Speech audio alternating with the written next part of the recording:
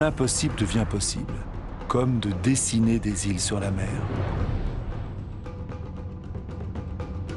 Dubaï a peu de ressources naturelles. Et avec l'argent du pétrole, elle peut faire venir des millions de tonnes de matériaux, des ouvriers du monde entier et édifier les gratte-ciels les plus hauts du monde.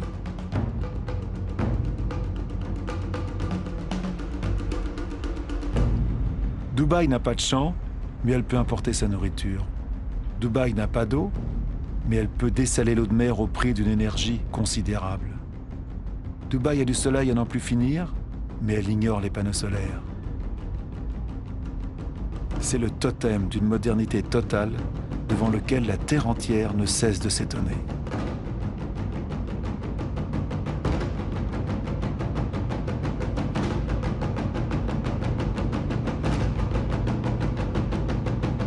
Dubaï est comme le nouveau phare de tout l'argent du monde.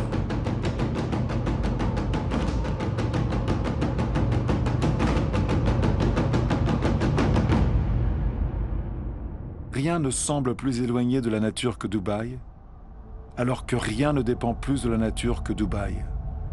Cette ville n'a fait que suivre le modèle des pays riches. Nous n'avons pas pris conscience que nous sommes en train d'épuiser ce que la nature nous offre.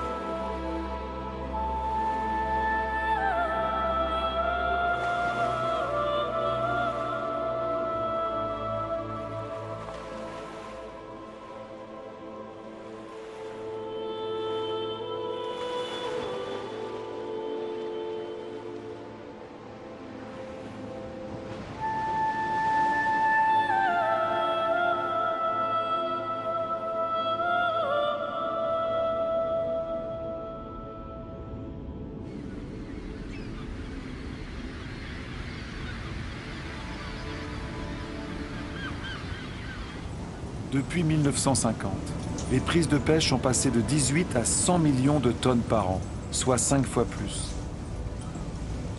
Des milliers de bateaux-usines vident les océans. Les 3/4 des zones de pêche sont épuisées, en déclin ou à la limite de l'être.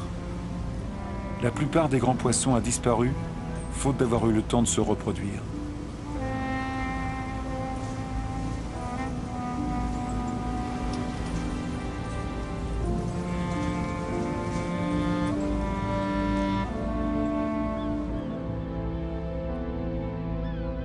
Nous sommes en train de casser le cycle d'une vie qui nous était offerte.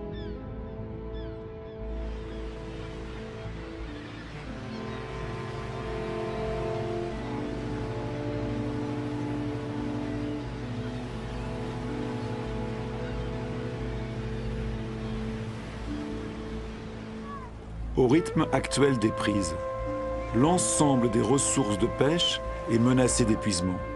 Et pourtant, le poisson est l'aliment de base d'un homme sur 5 sur la planète.